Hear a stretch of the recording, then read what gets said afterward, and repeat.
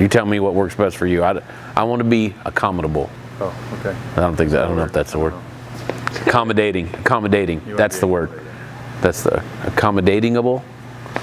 You don't want to be dateable. I don't. But if only if you're accommodable.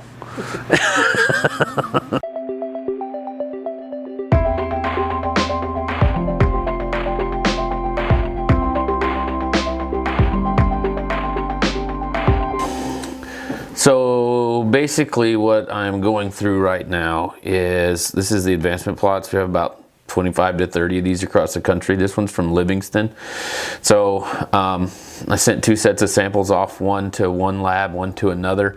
And I've got to go back, and this guy does a pretty professional looking plot, and he gives like plot number and location where it's in, and then I've got to go back and reference it to his sheet. So I'm entering in the base hybrid so that we can analyze it by hybrid. And so actually this sheet that I'm working on right now is going to go to Charlie Sniffen as soon as I'm done, so that he can run some fast pool and slow pool numbers on fiber for me.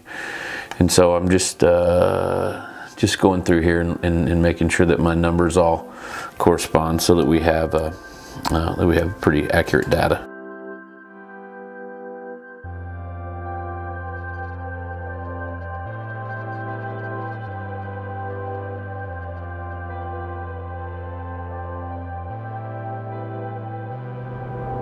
Testing perspective. Test 1, 2. Yeah, it's working. Okay. Where are we heading? So we're heading to Ullen.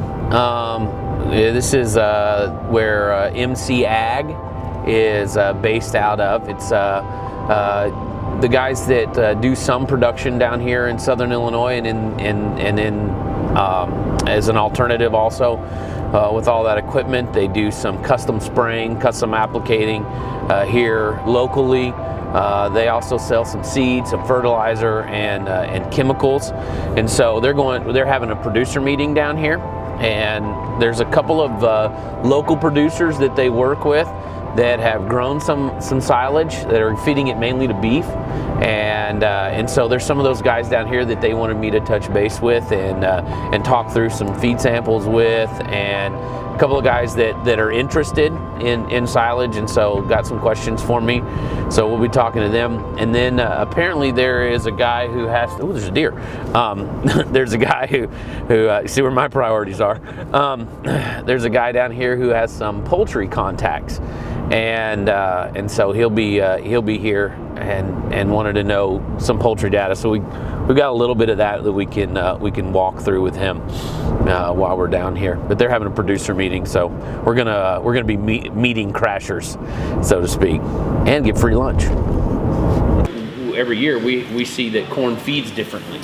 And the guy has planted the same this year, and he's fertilized the same this year, you know. But the rules change. But the rules change, and so that's why we do all of these nutritional analysis. We can build a plant that has genetic potential for X, and we can get that plant to give you as much as it possibly can by the way we feed it. Exactly. And Boop, we're off to the races. But see, that's the thing of it is we're building healthier plants in general, building a big root system in general. Yeah.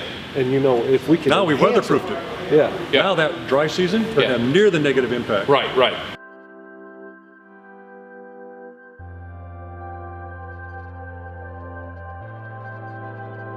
So I do like 6363.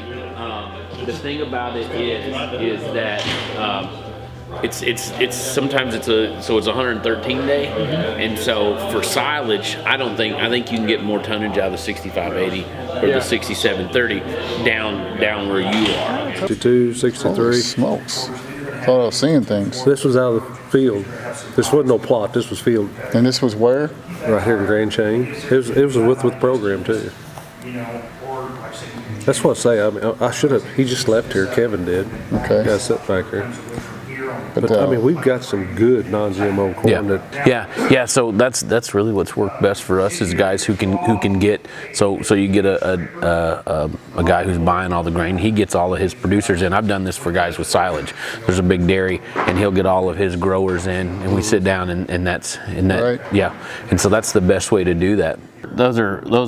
So the 3-hour one is pretty high, but the 7-hour one is pretty low compared to the averages. Okay. And so basically what you're going to end up with here is, and the fiber was, so the fiber here was, so you said this was really weedy. So this is the percentage of the fiber. NDF is the fiber that's going to be digestible. And you can see that it's way below the average. Your crude protein, so the crude protein on this one was way up. And this was the silage. So the crude protein was way up on this. So that'll be good for your beef. So I think what would be interesting is to go back after this year and look to see what your weaning weights are, because I think feeding a higher quality silage to those mama cows is going to up your weaning weights. They ought to produce more milk. All right. No. Good to me. That'd be good. Okay. No. Appreciate it. Hey, you're welcome, bud. And like I said, anytime you got an idea or something, I'm always open to new ideas. I like it.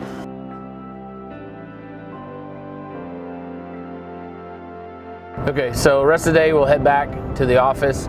Of course, I'll check all my emails and respond to some that I got while I was down there. I'll jump into the computer work. I'll check to make sure with Kevin, Cullen, and Kyle to make sure that there is, they've got everything for me that they need. Make sure there wasn't any questions that came up while I was gone. And then, like I say, bury my head back in a spreadsheet, working through it, and until it's time to go home and pick up everybody and go home and feed chickens, and The real job begins. the real job begins.